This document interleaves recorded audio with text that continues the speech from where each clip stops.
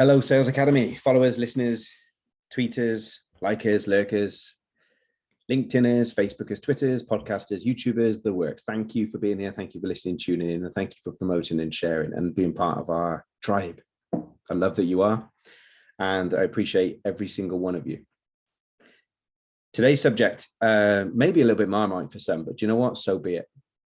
Today's subject is something that I've become tired of, and I want to talk about it because I want to get a debate going. I want to get a discussion going. I want to get other people's views and impact on this, really. Today's discussion is your prefix is not permission. Your prefix is not permission. And what I mean by this is, and I'm sure, I am absolutely positive, in fact, that so many of you are going to relate to this. And the honest ones will admit to when they've individually used it, because I have. I know I have. Am I proud of it? No. Have I used it intentionally? Yeah, absolutely. Have I used it unintentionally? Yeah, absolutely. But like anything, we're evolving human beings, right? And the only way we get better is by recognizing our own flaws and our weaknesses and stuff, and just working on becoming a better human being, not a human doing. But your prefix is not permission. And we give you a couple of examples. I'm not having a go, but, and then they go on and have a go. I'm not racist, but, and then they go on and then what you absolutely know what is about to fall out of their mouth is probably one of the most racist things you're ever going to hear. But the fact that they've said at the start, I'm not racist, but, apparently is permission to be able to say whatever you want to say next. Really? Wow. And you're talking to a very unfiltered man. You're talking to a person who prides himself on living unapologetically and authentically me. And that is with foibles as well, right? With the peccadillos that come with me, right? Because I'm not perfect, but I'm big enough and ugly enough to own my mistakes, right? And if I ever say something to offend, I will own it. I don't mean to offend. And sometimes I'll say something that will offend, and I've got to challenge whether or not it is something that is offensive or whether it's something in the person, whether that's based in resistance or whatever else. What is it in them that's created that offense? Or is it something that I've said that actually is offensive, right? But the prefix is not permission. I am tired of people believing that they can say what the friggin' hell they like without any regard for the feelings, the emotions, the compassion of other human beings, just because they've started off with a phrase of, I'm not homophobic, but I am not gay, but I'm not having a go, but with all due respect, right? And all this kind of nonsense that apparently just gives you the free rein to then go on and be the most racist, the most homophobic, the most offensive person that you could ever be. Where did this become acceptable? When? How? I'll tell you how. Because we are complicit as a human being. We are submissive by nature. You've got to be some sadomasochistic kind of serial killer to love conflict, right? So the majority of human beings run away from conflict. It's right back here. Flight, fight,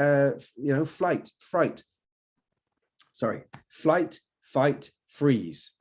You know, the whole stem brain function, the blood rush into the limbs to fight your way out or to run away from it, or your paralysis of the freeze that happens when you're in between the kind of fight or flight stage. So avoiding conflict is something that we've done all of our lives to survive. It's a survival technique. It's your ego, right at the top of the brain, the protection that wants to keep you alive. So when somebody says something like that, we don't challenge them enough. We don't turn around and go, hang on a sec, that's triggered me. And let me share with you how. And somebody who I see doing this exceptionally well, and I've mentioned him a lot lately, but is a guy called Dan Stanley of Better Men. And what Dan does exceptionally well is he challenges people's status, their mind, but he also challenges their language and what they say. And if he feels triggered by something, he will own it and challenge it. Own it and challenge it. Not go away and moan about it, not go and tell other people about it, not slag off this person behind there, but he will own it and challenge it in the space as a grown-up so that the people in that space can learn, reflect, understand, and evolve. And I admire the guy massively for living an authentic, true life. Believe me, it's not easy. And believe me, some of the conversations he has are extremely challenging. And I feel that pain because I have those similar challenging conversations. You know, I'm not a submissive individual, but I am patient. I am understanding. I'm compassionate. But man, I'll drill the living daylights out of you to help you come up with the best answers that I know you've got in you. But you've just got into the habit of accepting that you're not that good at this or whatever it might be. So a prefix is not a permission, is something that I want to raise the flag up the flagpole to go, where are you seeing this stuff? Where are you experiencing where people are saying, whether you're the person that feels it on the receiving end, whether you're the one that's triggered by what they say next after the but, you know, or whether you're somebody that's seen it and heard it, felt uncomfortable because maybe somebody else is in the room that you think maybe they might get offended by it, but at no point have you stood up and gone, hang on a sec, that's out of order. I feel that's out of order. Because see, here's the thing, right? If you feel something, nobody can argue or challenge with the fact that you feel that way. They might challenge what you think. They might challenge what you say. They might challenge your beliefs and values, identities. They can challenge all of that stuff because there's differences in the world. But what you feel is your truth. That's yours. No one can ever tell you that you can't feel that way. No one can ever tell you that you didn't feel that or you don't feel that. And I know this might sound a stupid, humorous example, but I remember being sat at my house years ago with my ex-wife and my best friend, and I put a t-shirt on that was bought for me for my birthday, and it was a bit tight around the neck. And I turned around and I went, oh, it's a bit tight around the neck. And both of them went, no, it's not. I'm the one that had it on. I'm the one that could feel it on my throat. But when I said it's a bit tight around the neck, they automatically went, no, it's not. But I could feel it. It was my truth. So they can try to disagree with it, but it ain't their truth. It's mine. All right. So if you feel triggered, if you feel that when somebody says something, me included, anybody says something that is challenging or is out of order or needs just feeding back, needs a mirror holding up, be the better human, guys, and stand up and be counted. All right. If everyone's taking the knee, I respect that. Let's also stand up and be counted. All right. It doesn't always mean conflict comes next. All right. Because, you know, confusion leads to clarity. So if we're unaware, how do we know any better? You know, I was listening to Jim Jeffries, who is a very famous Australian comedian, and again, controversial, right? A lot of comedians are. That's part of comedy, is to poke the bear and raise awareness and have conversations that in a lot of genres, in a lot of areas of life, we can't have those conversations. So I love comedy because it really pokes the bear, and I like to poke the bear, as you know. But Jim was talking about, and you've got to go and watch this whole sketch, you know, because what Jim Jeffries does is he makes very powerful points with comedy. And at some point you go, oh, you're almost cringing at where's he going with this? And then the learning comes and the breakthrough comes, and it's gold, absolute gold. He's very, very clever, very, very clever comedian. But he was talking about his dad in Australia voting for gay marriage, and he was encouraging his dad to vote for gay marriage. And it took him a lot of time to persuade his dad to vote for gay marriage. Now, the whole context of this was he was talking about the generation that lives now believe they are the most woke generation ever. And he's like, yeah, you are. He said, because you're more woke than me. And you're definitely more woke than my dad. He said, but here's the bad news.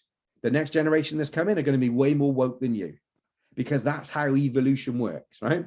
He said, so my dad, who's in his 70s, I convinced him recently through relevant argument and fairness and discussions and debate that voting for gay marriage was the right thing to do.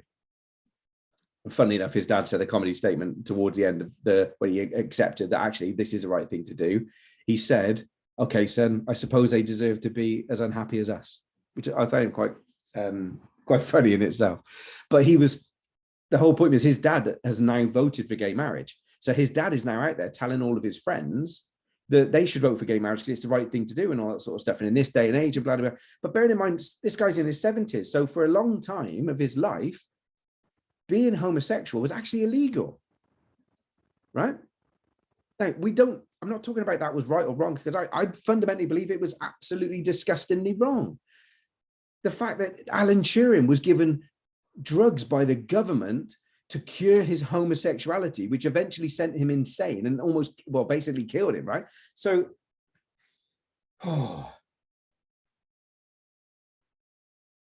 he grew up in a society where homosexuality was not accepted. It was hidden. It was secret.